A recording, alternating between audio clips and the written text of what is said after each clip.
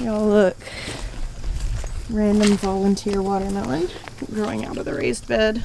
It's been on my to-do list to reset the garden out here in front of the house for the last few weeks, but I just haven't done it because, you know, it's still kind of producing stuff and we have so much planting space up in the front to plant fall stuff that I'm not 100% sure that I'm even going to plant this over winter, so I'm sort of just letting things keep barely hanging on. So I got home day before yesterday from Homesteaders of America in Virginia. I had a really good time.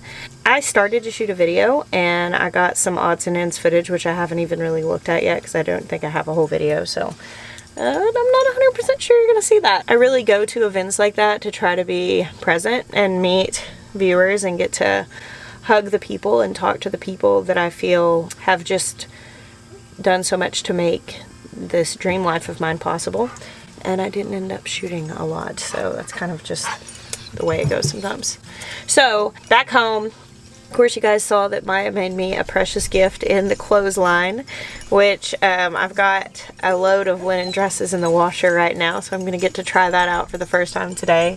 And he actually mentioned to me this morning that he saw some things out in the woods that I'm about to go look at and see what's going on out there, because he mentioned something I want to check out. All right, let's see. My kids have been on this bushcraft kick for like, I don't know, it's been about 1.5 years. That it was last winter they got really into bushcraft because we have these woods right here next to our house that now are a lot easier to manage. They were a lot thicker, but Papa T's been working on clearing a lot of this stuff out over the summer, and they didn't do a ton of like bushcraft stuff in the summer because it was just really hot. But now that the weather's cooling off, they've been out here building forts again. Yesterday I was taking a nap, kind of recovering from such a big week, and my kids woke me up asking where a lighter was because they were trying to start a fire in the woods, and I was like, no. I was like, hold on a second, you can't just go lighting fires in the woods. Well, turns out they actually built like a legitimate fire pit. Now I don't know where their setup is, but they told Jeremiah they found wild melons out here, which they didn't really find wild melons. This is where the pigs used to be, so they found volunteer melons. And I'm out here looking to see what it is that they found. I see one melon plant here. Okay, so this is the Kiku chrysanthemum melon. That's what that one is. Got some melons on there. What else do we have out here? There's another melon. Yeah, I see quite a few melon plants with some little fruits on them. There's another, that looks like another Kiku chrysanthemum melon. So I remember when we got here last summer, the thing that made this property feel the most foreign, like the most not like home, was the fact that there were no volunteer plants growing anywhere. Because obviously it had been like a cattle field and nobody had lived here, and it was just like this sad lack to have no volunteer plants. And now that I can walk through where our pigs used to be and find lots of volunteer plants, it really moves my heart because it makes it feel like home. All right, here we go. Oh, these are pretty big. There's someone here that's probably pretty close to ripeness. You might actually get to harvest some of this free food. Thanks, pigs. Got some goldenrod out here. It's nice. Wild morning glories. Nice to look at as long as they don't end up in my garden. There they are. So I don't know where my kids' setup is, but it's out here somewhere. This area right here, kind of off to the side of where our mobile home is, Papa T wants to build like a little community area here, like a pavilion and like a big fire pit and stuff like that, where we can all get together because his daughter and her family live down the road on the other side of him. Of course, we're here. Now, I'm gonna share with you guys like one of my big dreams that I cannot make happen right now. A lot of times you guys will ask me like, how can I pray for you, and you know, what kind of things is it that you're hoping for? And you know, we're so open about like the learning center and the stuff we're doing downtown and all of those things. I mean, it's like a, you know, 5 to 10 year plan. So they take time, you know, I mean, we're just kind of plugging away at those dreams. But there are some things that I like kind of hope for that I have no plan of action whatsoever to make it happen. Like, I cannot see how I would make it happen.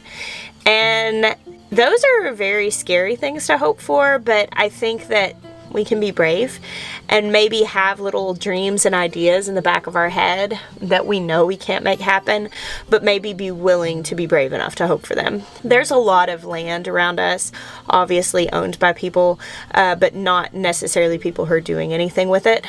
We have a lot of timberland around us, but then also it's been cut and not resown, and like stuff that people are planning to make into pastures. And we have like big pastures, and I have this idea that I think about sometimes, and sometimes I'll drive the side by side just around this area, go down the road and like look at all of these different pieces of land. I think it would be so cool at some point in the future to be able to get some large pieces of land and maybe develop it into like a homestead, like neighborhood, maybe. Even if you were able to just break it off into like put roads in and put like 10-acre plots, you know, where people could come in and purchase a property that they wanted to homestead on, and just have a ready-made community where, because of our platform and because of how many people we can reach, you know, like we could sell it to people who are hoping to, you know, we could sell lots to people who are hoping to homestead. Now, we are nowhere near being able to make that happen. Like, there's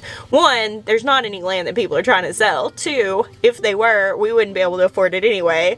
3, like, we kind of have our plates a little bit full. So that's definitely like down the road. But when I think about this little community area that Papa T has talked about building, I just think it would be really cool if we had like a homestead neighborhood nearby that we could all kind of work together. And I could see that with my hopes for the world at large, and you know, building communities that are centered around homesteading. I could see, you know, having something like that here close to us, but then also maybe being able to show people how it's done, because obviously everybody can't just move to South Carolina.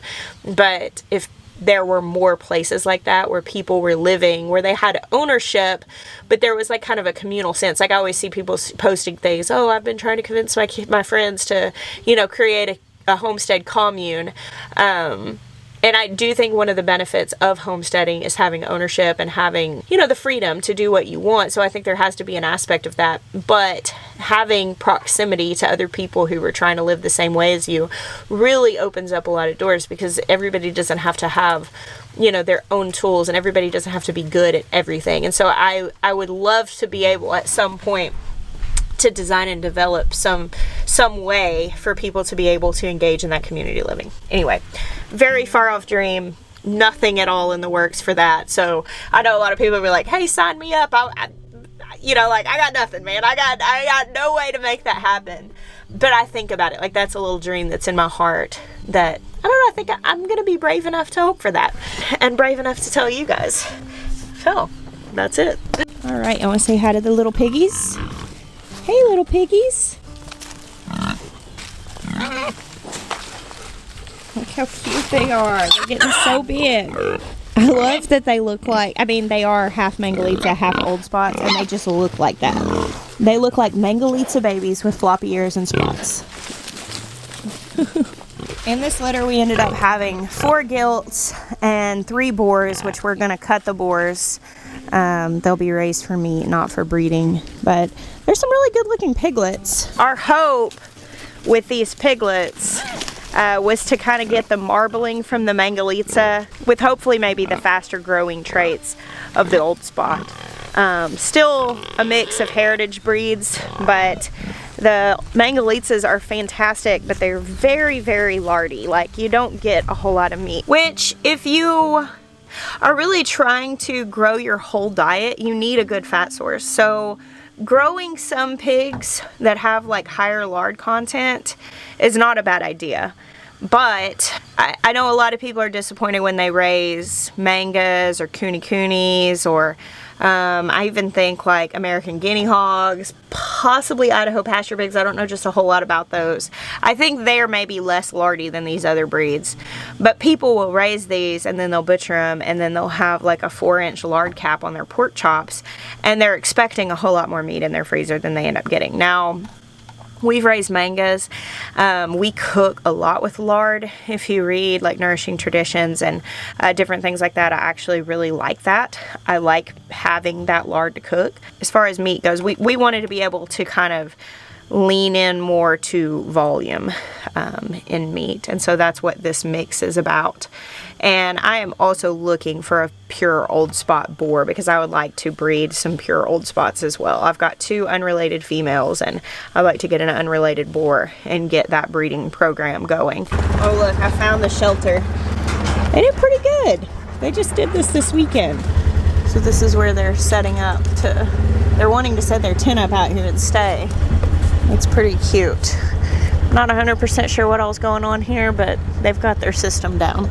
It is such a beautiful, overcast, fallish day. We're gonna go out here and check on what Maya's doing. So I've been thinking about bringing a handful, probably 3 or 4 geese up from the front pond and keeping them in this barnyard.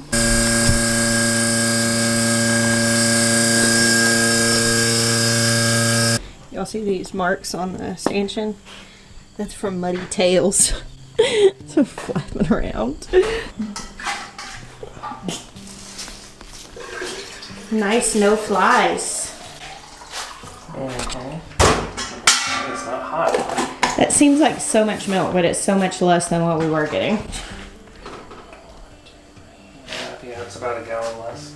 Yeah, that's what I was telling Michaela earlier today. Like, we're down about 7 gallons a week, which, I mean, obviously we have plenty of milk, but since Hope has been in milk for so long, because it was March of 2021 that she last calved. That's when Honey was born. So she's been in milk since then. Her supply is going down a little bit, which is fine. It's to be expected. I've considered just drying her off either way once Freya. Yeah. And then we'll wean Hallie, which will bring us Helen twice. So. Yeah. Good job, farmer. Shouldn't you be saying good job, milkmaid? Would she prefer I call you that? No. I didn't think so. However, I guess we could say that my kids look like the milkman. They do look like the milkman. That's true. Oh, look, there's a little darling in my garden. Hey, Jeff. Hey, Noah. Oh, happy birthday, little guy. I'm doing well. It's really pretty out here. Thanks, I think so too. So some of you may have noticed that Noah hasn't been around the last couple of weeks. I know. So this is kind of cool, and I figured I would let you guys know.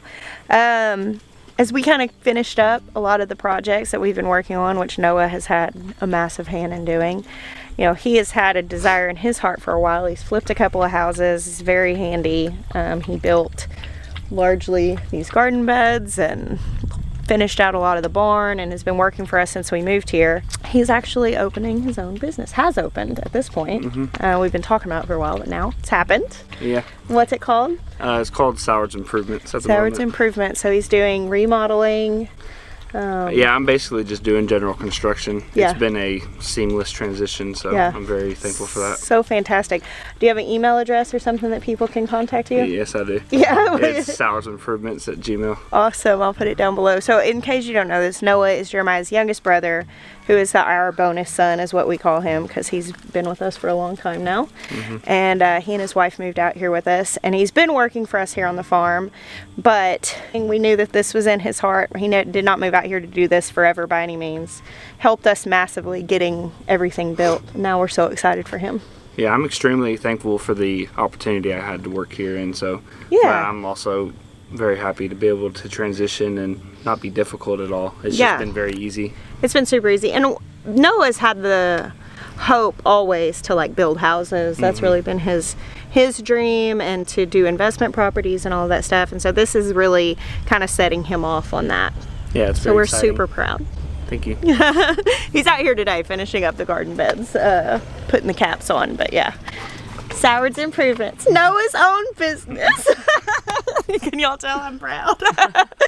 I got all kinds of babies out here in the garden. Little onions coming up here. So I really like this that Will did. I sent him some videos the night before I left for Homesteaders and showed him where the empty spaces were, and he did some interplanting. So here's some peas that kind of are going to come up in the middle, so that's really cool. It's going to be nice. They won't take up a lot of space. And then over here, look, I've got garlic coming up. I had sowed a lot before I left, but he did finish out some spaces. I like that he put peas in all 4 of these beds and made it symmetrical, like it's matching on both sides. Y'all know I dig that. I'm waiting to see my leeks come up. I did have several of you reassure me that leeks grow from seed just fine. I've just never done it before. Oh, okay, hold on. Here's one tiny little sprout. So we'll keep an eye on this. I'll feel good when I see those growing. Oh no, there's another sprout. Oh, so wee! Happy birthday! Yes, I definitely am excited about leeks. So I've mentioned it multiple times, but I love this show, which you can find it on YouTube. It's like an older BBC show called Wartime Kitchen and Garden, I think is what it's called. And it's about like how people survived during World War II on victory gardens, which I think is very fascinating. I think it's very applicable, you know, like right now. Gosh, I cannot even, every time I go to the grocery store, I'm just getting crazy sticker shock from the amount of inflation. And just more important than ever that people are growing gardens, really, and keeping chickens and stuff like that. And anyway, I didn't grow up eating a lot of leeks. That's not like just a super popular thing here in the States. I remember the first time I watched that show, they were making like a pastry dish that was full of leeks, and it was so like enticing to me that I grew leeks for the first time and loved them. I've got a good deal of pruning to do out here, but the roses are putting on a second show, I guess with the weather cooling off, they're feeling better. Look at that one. So pretty. Just love it. So over here, most of this side is actually going to go into hibernation soon. The sweet potatoes all being dug. We've got part of it tarped. We are going to put the other raised beds in right here and then move into just tarping all of this and preparing it for the winter. The starts of those very long raised beds right there. I did get welcomed back from my trip by blooming sunflowers.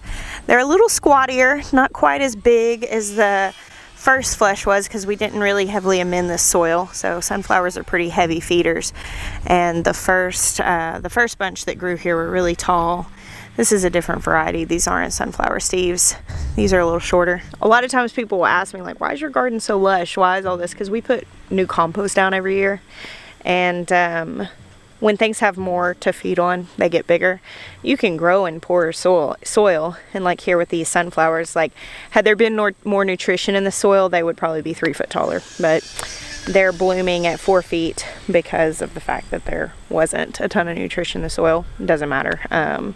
It wasn't really worth amending just for bigger sunflowers. We just wanted them to look at. Hey, here's another volunteer Kiku melon.